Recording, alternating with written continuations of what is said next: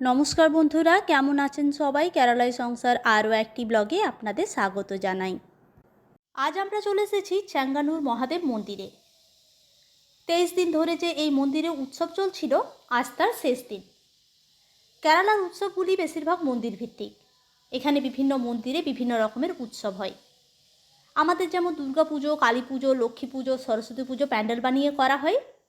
কেরালায় কিন্তু প্যান্ডেল বানিয়ে কোনো পুজো আমি দেখিনি। তবে যেখানে বেঙ্গলি অ্যাসোসিয়েশন আছে তারা প্যান্ডেল বানিয়ে দুর্গাপুজো, লক্ষ্মী পুজো, সরস্বতী পুজো, কালী পুজো করেন। হাতিগুলোকে স্নান করানো হলো, এবার সাজানো হবে।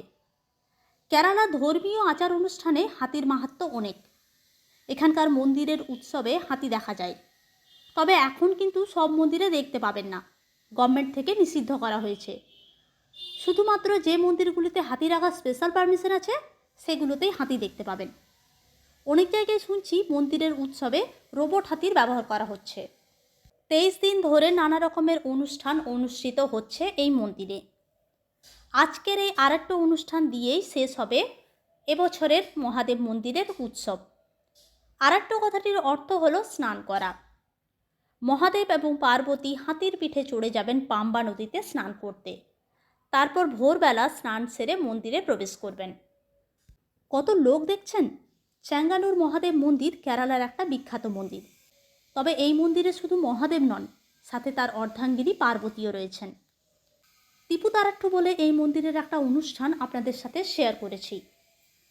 কামাখ্যা মন্দিরে দেবীর যেমন ঋতুস্রাব হয়, এই মন্দিরেও ভগবতীর ঋতুস্রাব হয়।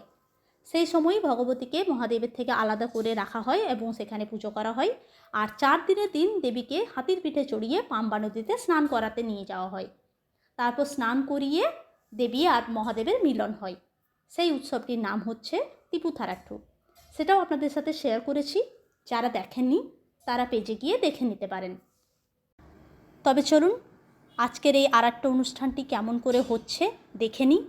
আমিও এই প্রথমবার আপনাদের সাথেই আরেকটা অনুষ্ঠানটি দেখব।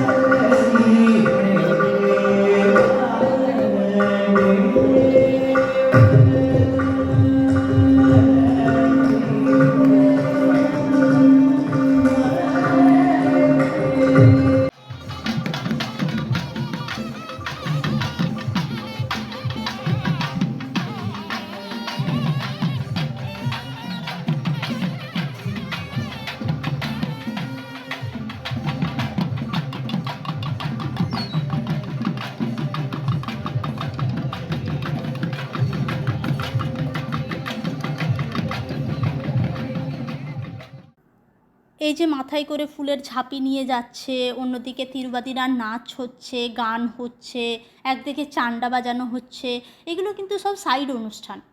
আজকের মেন অনুষ্ঠানটা হচ্ছে আরেকটু।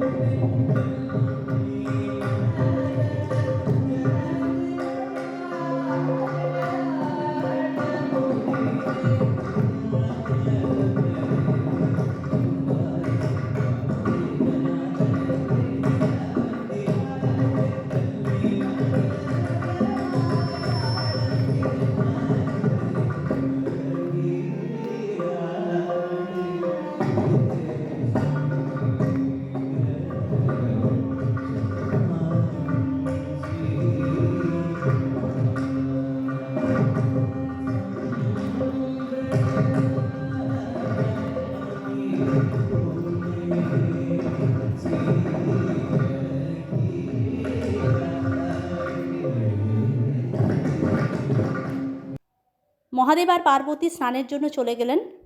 স্নান সেরে ফিরবেন কাল সকালে। এই হলো আর একটা অনুষ্ঠান। এবার আমরা বাড়ি ফিরব। এদিকে ঈশানও ঘুমিয়ে পড়েছে। চলুন তবে আজকের ব্লগটি এই পর্যন্তই। ব্লগটি কেমন লাগলো জানাবেন। ভালো লাগলে একটি লাইক আর শেয়ার করবেন। আর আপনাদের সাথে আমার দেখা হচ্ছে আমার পরের ব্লগে। সবাই খুব ভালো থাকবেন, সুস্থ থাকবেন আর খুব আনন্দে থাকবেন। ধন্যবাদ।